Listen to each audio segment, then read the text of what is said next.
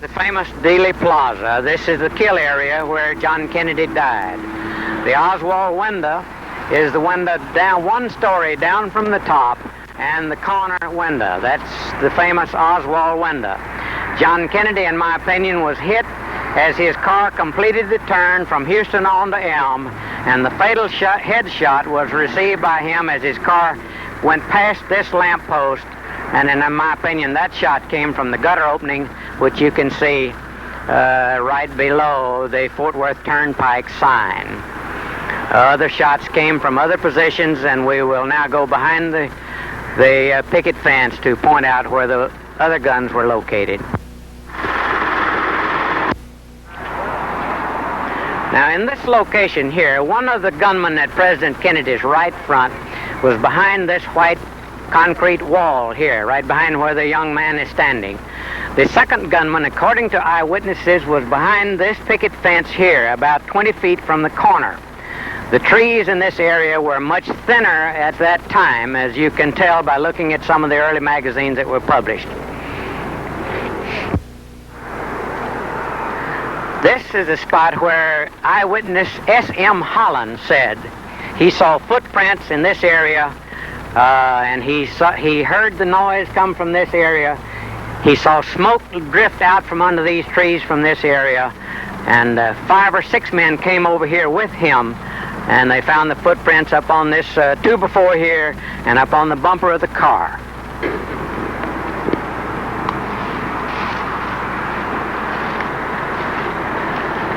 Holland said President Kennedy was just to the left of that lamp post down there when he received the fatal headshot.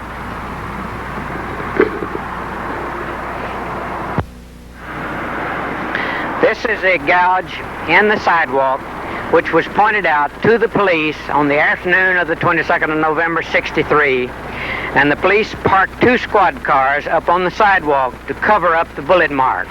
There's no need to have the public asking a bunch of silly questions about a bullet going in the wrong direction. In my opinion, the gouge is too shallow to have come from the 6th floor. There were witnesses who said shots were fired from the south side of Commerce Street. Then this would have made this the longest and the most difficult shot of the day. We think it glanced away, and either lead or concrete may have marred a highway sign which was right on the grass about 10 feet from here. That sign was changed within an hour after Kennedy was shot. There is further evidence that a black baby who was standing about where this man is with the camera, that baby may have been injured. A black baby did enter Parkland Hospital right after Kennedy entered. A few days before the assassination, Winston Lawson and Forrest Sorrells of the Secret Service drove through the motorcade route to check it out. And initially, straight down Main Street, it went 1 block past the highway to take a right on a street called Industrial Boulevard, which went up and went under the highway back onto the east side right after Trade Mart. They decided no, they don't want to go that way because that was a seedy part of town. They didn't want a wino throwing a wine bottle at the president on the last leg of his journey. So they said, well, it would be better if we go up the highway.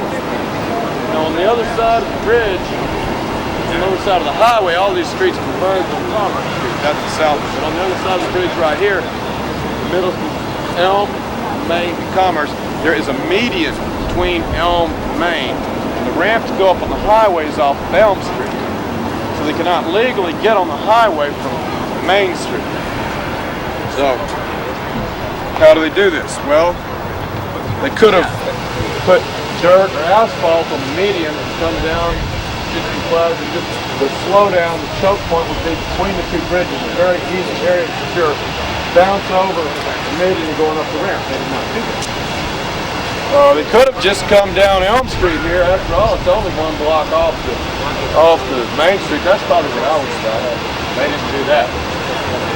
They could have followed Secret Service motorcade rules if they wanted to come down Main Street and block or something.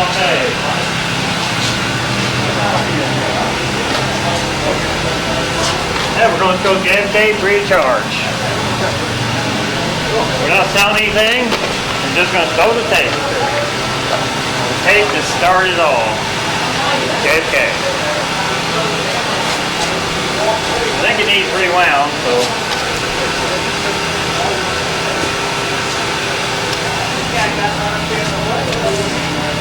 Hey, watch JFK free chart. We're going to show us right now. We're going to show the movie that started public interest all over again. Uh-oh. Stop. Rewind. Okay. Yeah, you want to pay, right? Yes, sir. Just look. Okay.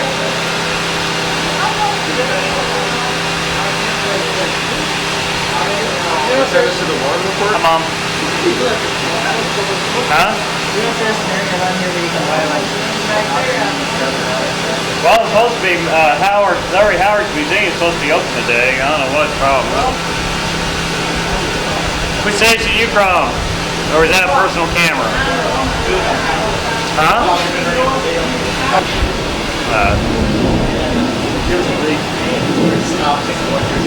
Well, we're trying to continue the story about the conspiracy. That's all. I mean, everybody's entitled to their opinion, and they want to believe us, they can. If they don't, well, that's fine too. Yeah, oh, we do it every day. Well, we're not selling one now, so come back to Monday and we'll tell you about it. Or come back, not Monday. We don't do that. Come back Tuesday.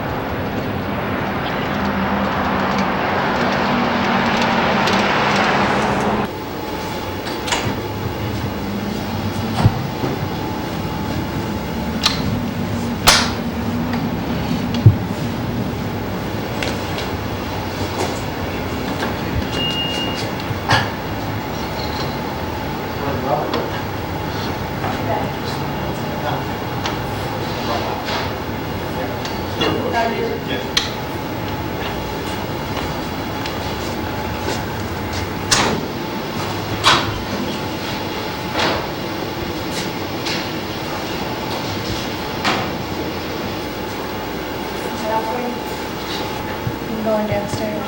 We can? The exhibits aren't finished, but the one downstairs you can look at now. Oh, okay.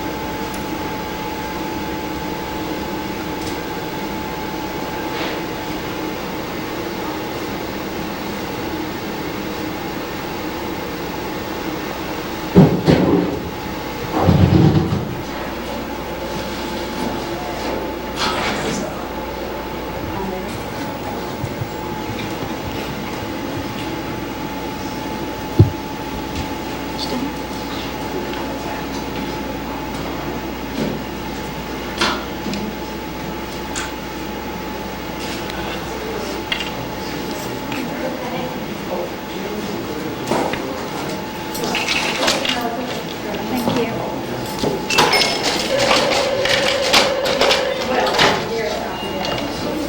JFK.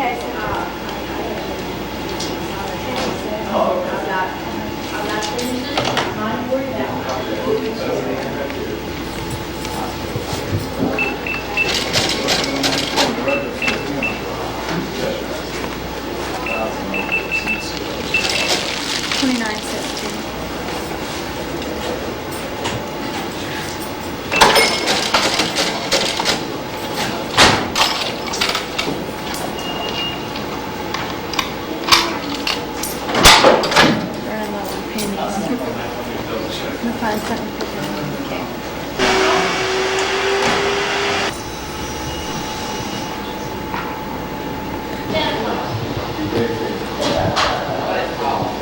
Okay. Well, I'm Larry Howard, the Director and President of JFK AIC. We opened in the spring of 1989 in the West End Marketplace area. Now we're fixing to open at a new location on the corner of Commerce and Market Street. It's a very professional building. We're across the street from the Kennedy Memorial, and it's the 30th anniversary of the death of JFK. Oh, it's working. All right. Okay, good. No, I asked them last week to broaden it to Robert Kennedy and Martin Luther King, but they did. But it looks very nice. They're going to have to put a nice sign outside. Yeah, we will. I said everybody must know where the Cape Building is, and he didn't know. Anyway, it was not too bad a walk. And We're still working on the exhibits. interesting followers. Is Larry here? I'll go get them for you, okay? Okay, in his office. And Robert's here too, huh? Yeah, he's here somewhere. I'll go see All which one right. I can find for you. I can check it if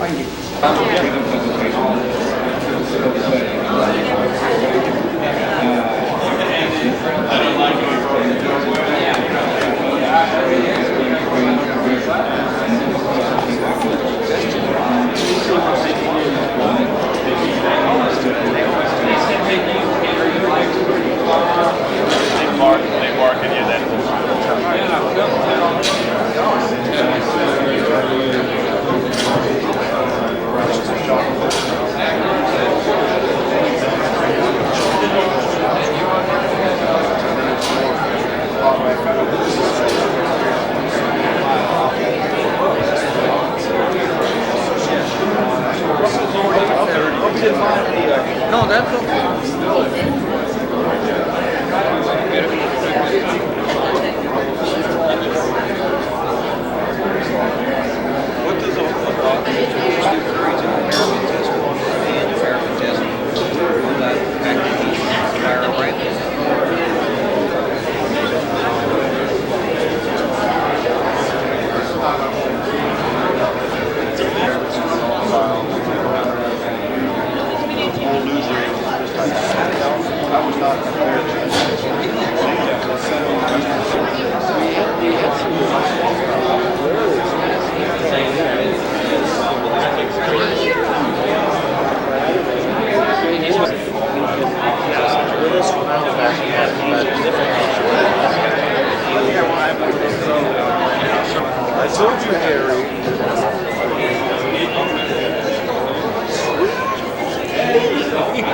Whatever it takes. Well, you can avoid it, so they're making a lot of money. I haven't really, it's 225 already. Garrett Brell about the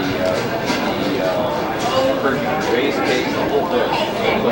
You probably knew more than I do. So I would just, slap it over here. Well, you're interested about the raised case.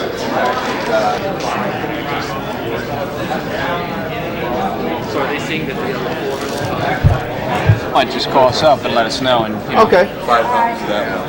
Isn't that awful? I'm trying to trade for other books, older books. Did you read out there? That's it. Well, I'm born. I can find Tom Hay, we did a lot of work on the roof. So no one did it. No one has touched it but us. No one. I mean, you can imagine the combinations of move, Malcolm X before it was in. When I do my music videos, I yell on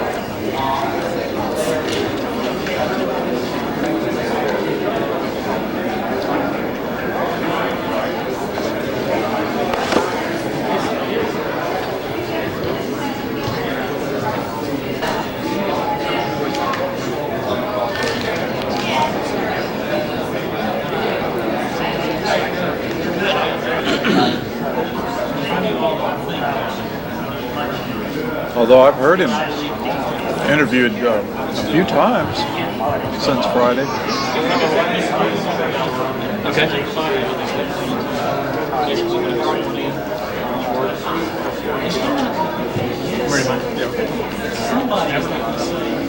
Mr. Ron Lewis. Yeah, Ron Lewis. You have to talk From Roseburg, Oregon. From Roseburg, Oregon. Okay. Right. We have a post out. Can you say a few words about it? Well, the book is Flashback, The Untold Story of Lee Harvey Oswald. It's not by an assassination researcher. I used to know Lee in New Orleans for about 2 months in 1963. And in 1988, I started writing it, and it's been 5 years in the making. I had to publish it myself, and I didn't have the money, but I met Oliver Stone, and I got the money, so I published it. Do you believe Lee Oswald killed President Kennedy? No, I don't believe that. I believe Lee was involved, of course. I knew he was involved, but he's not. He didn't kill the president because had he had his day in court, he would have no doubt been acquitted because there's too many things in his favor. Like he didn't have any residue on his face from shooting a rifle that day, and I think just that alone would weigh a lot in his defense. I've encouraged Ron to read Walt Brown's book. Is that right, Walt Brown? The People versus Lee Harvey Oswald. And I'm thinking that that's going to make Ron more certain, that Lee didn't do it in his belief, because it gives some of that factual forensic evidence or lack of evidence that but he goes through the whole thing, and he's here too. Oh, is he here? I think I didn't see him. you talked to him yesterday. Oh, did I really? Yeah, in the evening. Yeah. That was, I guess, when you met him. So you don't know him yet. He's just one of the many faces out here. Many faces here. Met. Many authors. I've met almost every author that I've read, the books that I've read. There's one or two that's not here, but most of them are. You know who's standing behind you right now, too? Did you notice? David Lifter. He's been engaged in a excited conversation here for about, I don't know, 15 or 20, 30 minutes.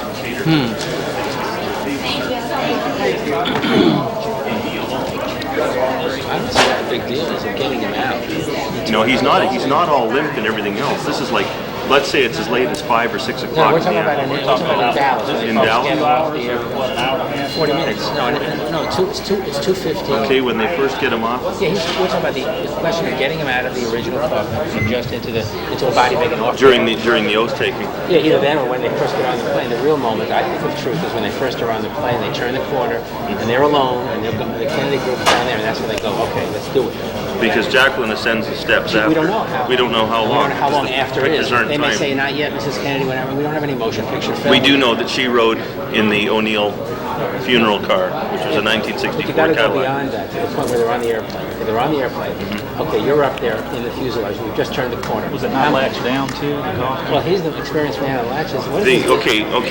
The Elginbert, the self-finance. So basically, I did the best I could, and I'm learning as you go along, especially about external microphones. But So you might want to introduce yourself and go ahead and say you are. Oh, okay. Well, my name is Mark A. Oakes, and I'm from St. Louis. And I've been researching the Kennedy assassination for about 15 years, seriously. And the last 6 years I've had the opportunity to come to Dallas and speak to the witnesses and the policemen and some FBI agents, and was fortunate enough to get most of them on video to find out their story, which is very important because if you don't come down to talk to the people, then you don't know exactly what they're trying to say, and compare it to the testimony that they gave, in which I found most of them were telling the truth and trying to do their job, but they were not listened to by either their superiors or the Warren Commission. But basically, my work in this is to bring forward witnesses and policemen that the general public has never seen, and let them see these witnesses that have documentation to their stories, which either offer cooperation or add to the mystery of the national tragedy to the murder of President John F. Kennedy. And that's my 2-hour eyewitness video.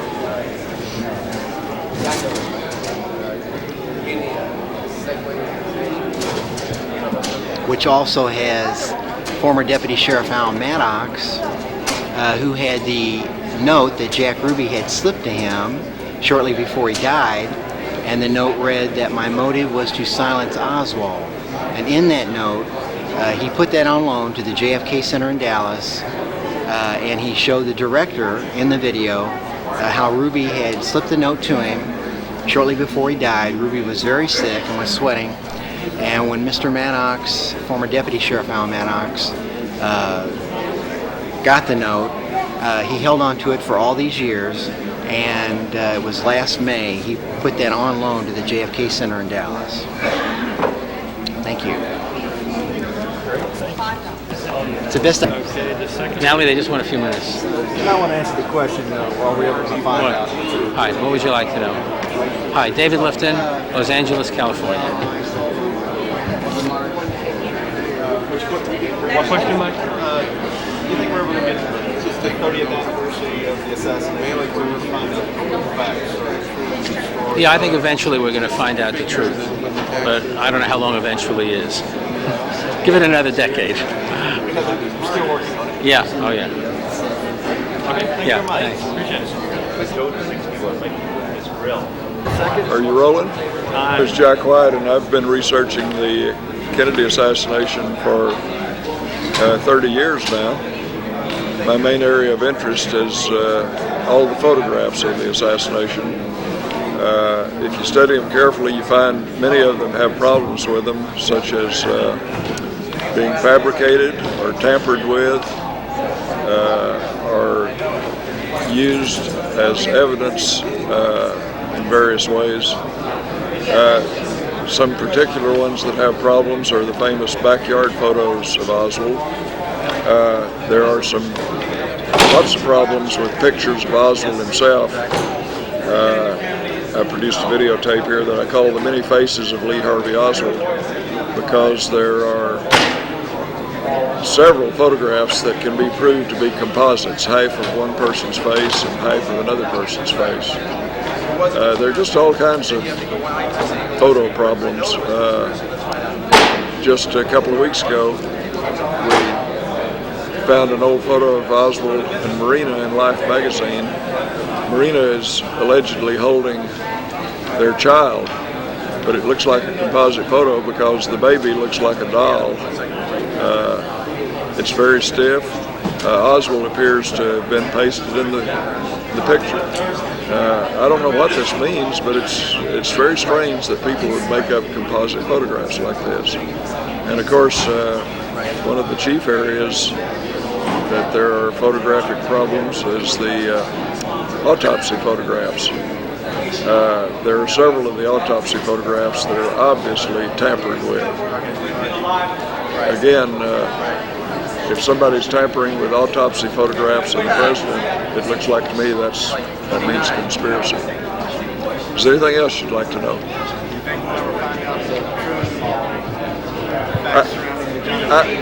I think we pretty well can tell what the true story is now. We just don't know a few of the particulars, like exactly who did what. But we know that it was somehow related to someone in government, such as an intelligence agency, or even the FBI and the Secret Service. But most importantly, it's been covered up for 30 years, and somebody is still covering it up and putting out false information, such as books like Case Closed, which is just the Warren Commission warmed over. Anything else? Any other videos you're coming out with? No, I produced the two videos, Fake, about the backyard photographs, and The Many Faces of Lee Harvey Oswald, which is concerned with Oswald as an intelligence agent. What is your opinion? If you can explain it. Robert Grodin's video. This is one of the better compilations of information about some of the photographic evidence in the case. I'm happy to endorse Robert's work. He has an excellent new book out also. Thanks very much. Sure. Thank you. Very good. Yeah.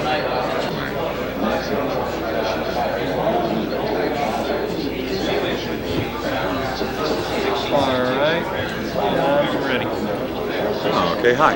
My name is Dennis Eafley, and I'm the Vice Chairman of Citizens for Truth about the Kennedy Assassination, or CTKA for short. And we were formed out of a political action call at the Midwestern Symposium in Chicago in April of 1993. We are putting together an organization to lobby Congress to comply with the laws that they've already passed for the release of the JFK assassination files, and to call for the appointment of a special prosecutor to have criminal prosecutions of those laws that were broken in connection with this case. There's a twofold purpose for this. Number one, to break through the logjam that is in Washington, D.C., which is called the cover-up to the truth in this case. And then secondly, for a state of Texas prosecution of the original crime of the assassination of John Kennedy. To reach as many people as possible, we are forming an affiliate network throughout the United States. Through this affiliate network, people subscribe to our monthly newsletters called Probe, which here we have a few samples.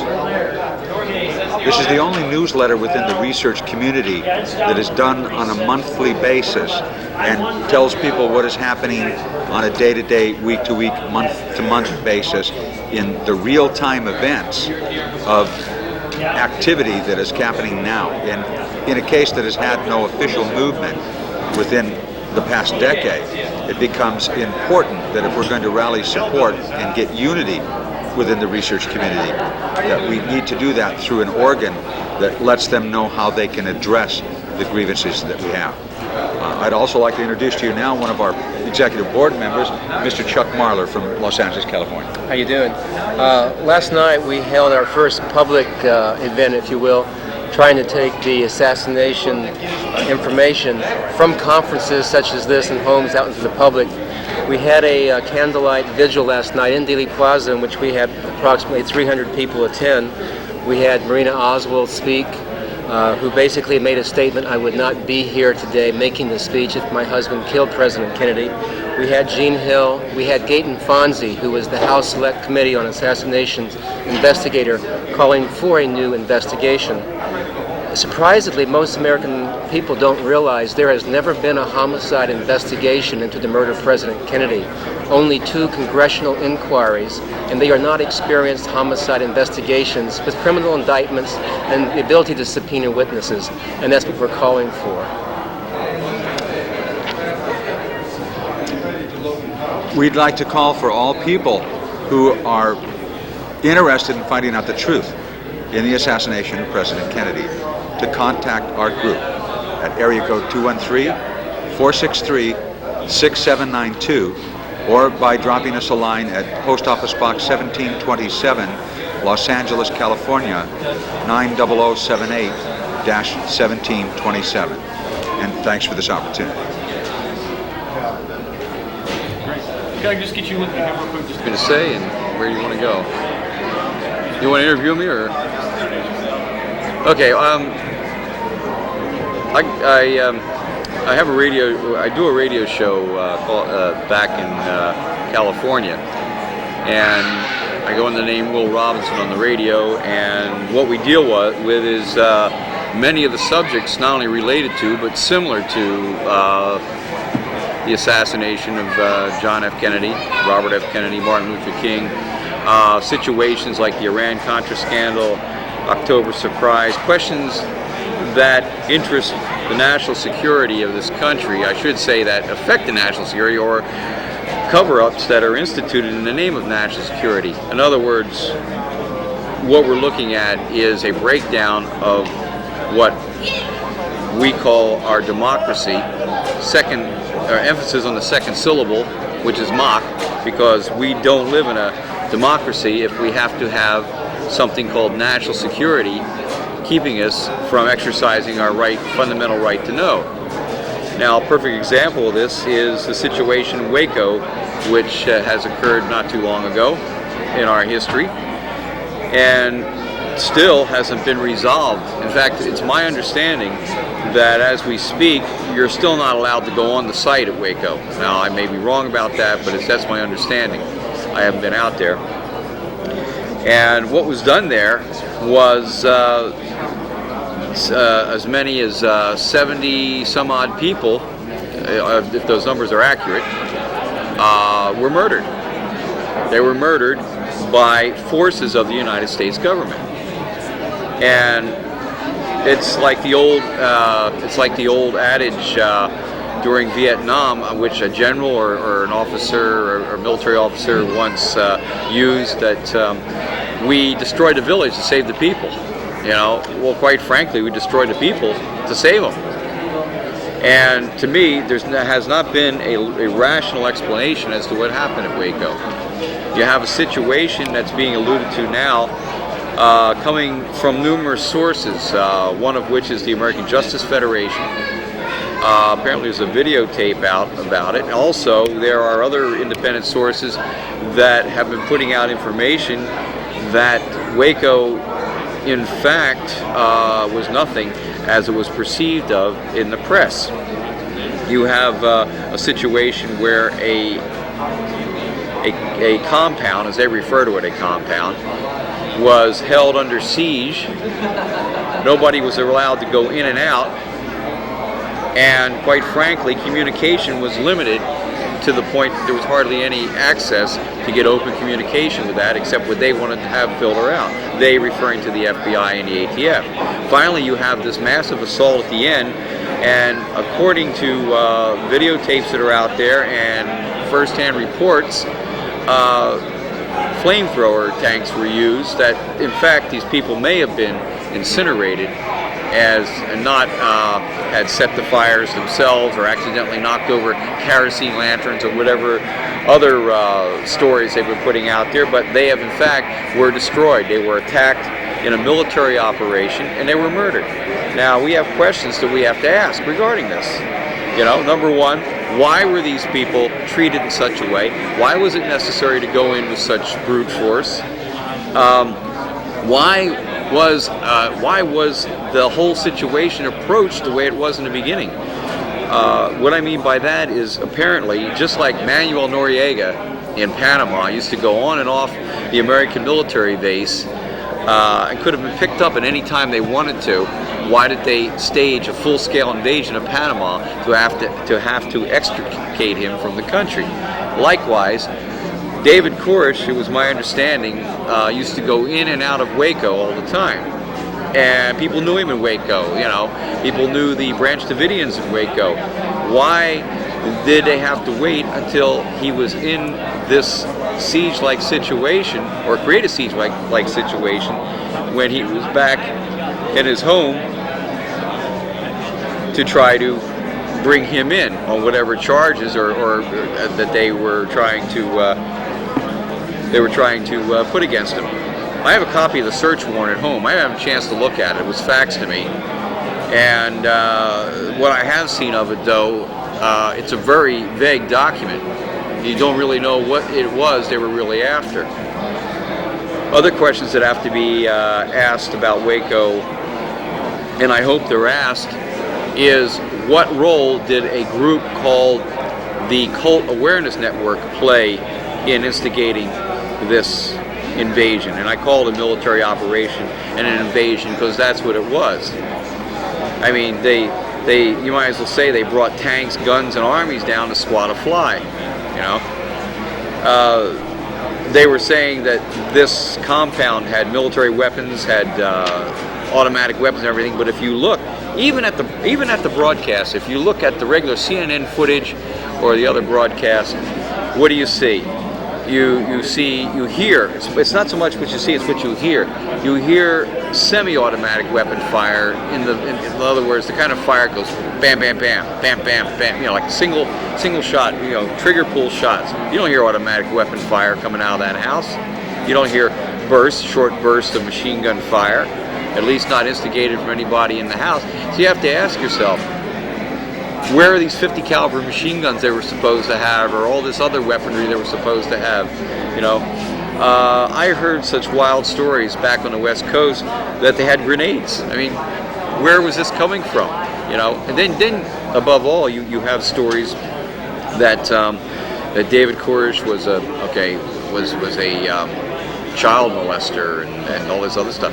What proof do they have? You know, I don't know if it's true or not, but what proof do they have? From what I see, what they did was they vilified these people, vilified this person to justify carrying out an operation that wouldn't be questioned.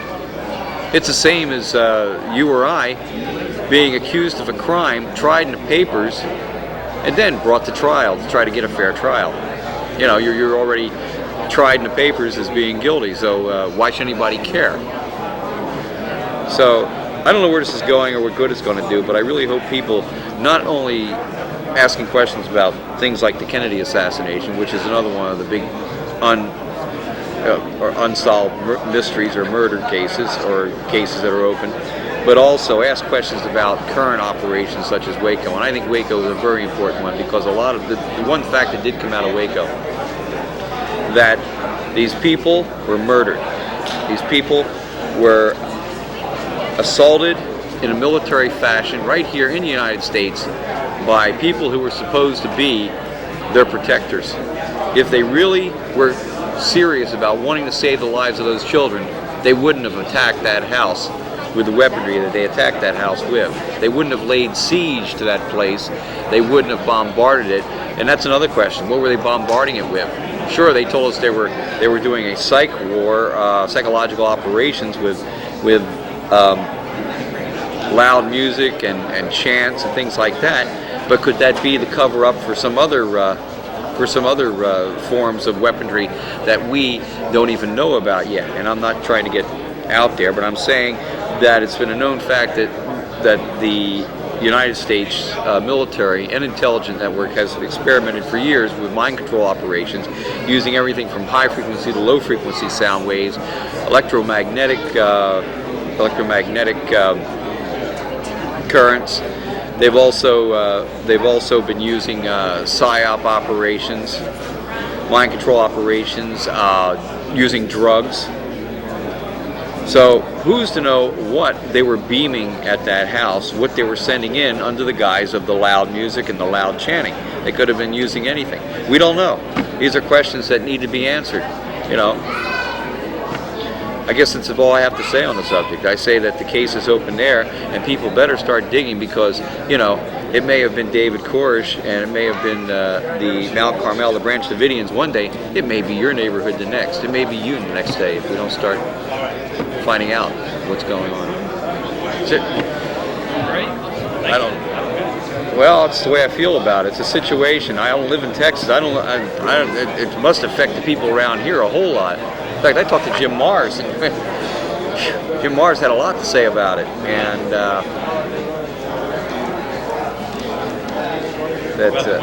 oh yeah, he's very incensed about it. There's a lot of people that are incensed about it. I noticed you were talking about whether it's open or not. I'm not sure what the status is, but I drove a couple people. I live in Waco too. I drove a couple people out Friday night. Yeah. And we went by, and the gate was open. And we turned around, we passed back by, and it said visitors are open. And I looked in there. It was about midnight. There was 2 cars back there with their headlights on. I didn't go back there and see if it was Davidians back there or just sure as people, but they had a sign painted up that said, you know, visitors welcome, come in. So the road's not blocked anymore. Oh, okay. So I don't know what the current situation is. Now they have. What did you think about all this when it went down? I mean, really, what went through your mind? It was. It's just because it's just been so much to do. I just haven't had the time to stick money in the mail. You know. Are you guys handling that tape? It wasn't made to give you an actual factual account of what happened, but it was a counter myth to the myth, and definitely the Warren Commission is a myth.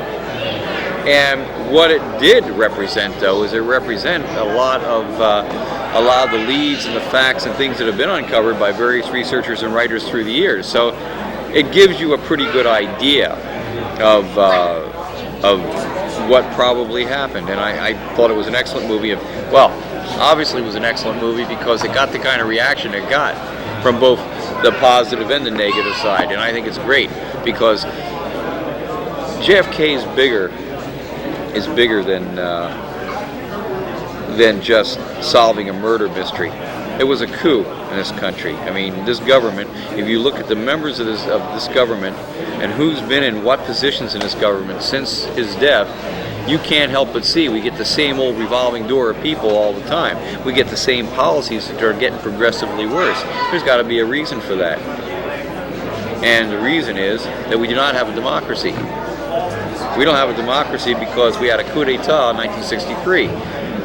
We had, and to prevent that loss of that power, anybody else that got in the way were dispatched in the same fashion. Martin Luther King. Martin Luther King, everybody mistakes that his civil rights stance is what got him killed. That isn't what got him killed. So Martin Luther King got killed when he started talking out against Vietnam. Once again, we come back to Vietnam. Kennedy, Vietnam. Martin Luther King, Vietnam. Bobby Kennedy. Not only Vietnam, because he was talking about ending the war was wrong and he got into ended up, but he also wanted to look into his brother's murder. They weren't going to let him in.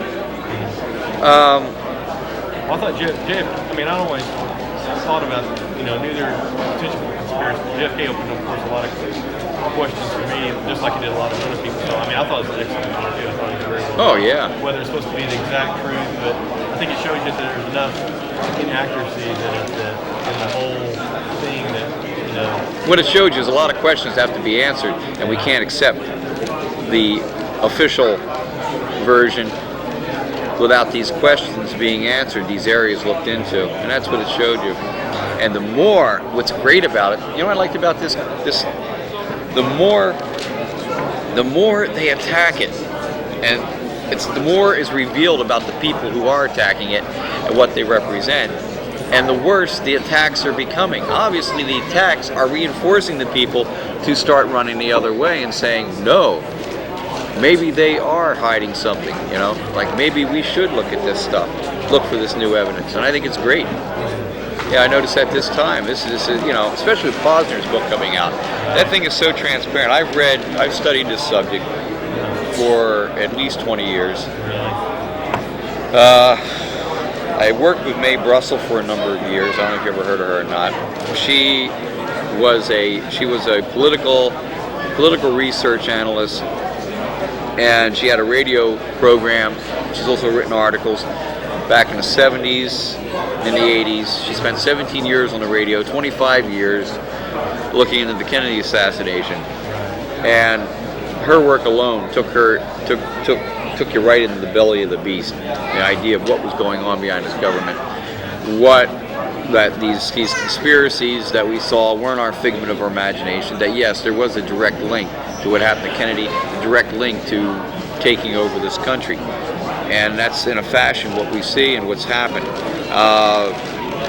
I took Mae's place on the radio when she decided to go write a book. Shortly after she went off the air, off the radio, she died. I don't want to go into that because that's another area. But she left behind a legacy of work that has yet to be recognized, but it was enough to keep me going in it. Like I said, I've read just about every book of substance that I would consider of substance has come out about the Kennedy assassination, and a lot of other books besides. And quite frankly, this case is far from being solved, but it's getting closer each time, and each year more and more people, we're getting more critics trying to swing it back to Oswald and the Warren Commission than going to where it should go. What I mean by critics is they've become the odd people now. They've become the minority. The majority don't buy the story, and that's what I thank Oliver Stone's movie for that, because Oliver Stone's movie opened up the door to the masses and said, hey, take a good look at this case. Man, something stinks here. So, you know, so that's where it goes. It was an excellent movie, and that's why we're here, and that's why attendants are up at these things. And no matter how many of the people they put in around here to swirl around and still throw some more disinformation out there, red herrings, truth will out. You still have some of the witnesses alive. You still have some of the basic researchers that have impeccable credentials, that have been telling nothing but the truth, and it's becoming more apparent they've been telling. For example, Peter Dale Scott. Peter Dale Scott is probably one of the best people here as far as looking into the Kennedy assassination, and he really knows how to dig beyond the rubble and find the gems. There's some other ones here, and there's Jim DiEugenio, who, though he's new in the JFK assassination books, has done extensive work. His book on Garrison alone is a great book to help vindicate and validate the smear campaign that's been going on against Garrison for many years. You know, and why? Because Jim Garrison had the audacity to take this thing to a court of law and try to open it up, you know, which is what it should have been done. So, you know, there's a lot of questions left to be answered, and we just have to keep digging. And, for example, the service that the people you're connected with perform, it's just one of a many group of, you might say, dedicated people, Army, and that want to know. And all this, we want to know the truth. We want to.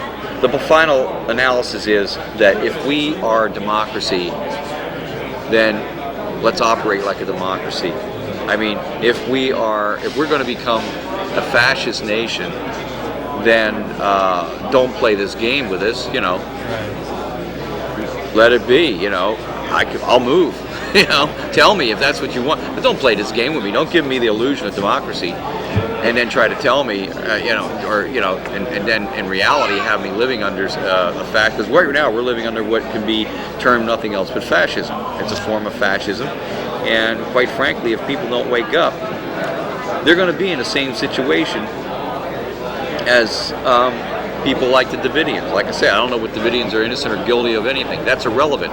The point is, they were put in a position they never should have been put into. Like I say, it was the Davidians, Koresh, and those people yesterday. It might be you or I tomorrow. Do you think they will, as far as the Kennedy thing goes, do you think they would wait until all the people involved with it are like dead or gone or so old that none of them can be implicated before? It may not wait that long. I think things are getting closer. I think there is enough people pushing now. Maybe I'm being a bit optimistic. I'm sure if they had their way, they'd never want you to know. Because it goes beyond people. See, that's the point. They try to keep bringing you back to the grassy knoll. They try to keep bringing you back to Oswald, bringing you back to Ruby, bringing you back to this person, that person. But it's beyond people. What we're talking about is there was a mindset. There was a group that had a mindset that made a decision that affected the destiny of this country, this destiny of this country's politics. And we've seen it since. I don't know how old you are, but I do know this. I've seen this country change in the last 30 years since then. I was in high school. I was in senior year of high school,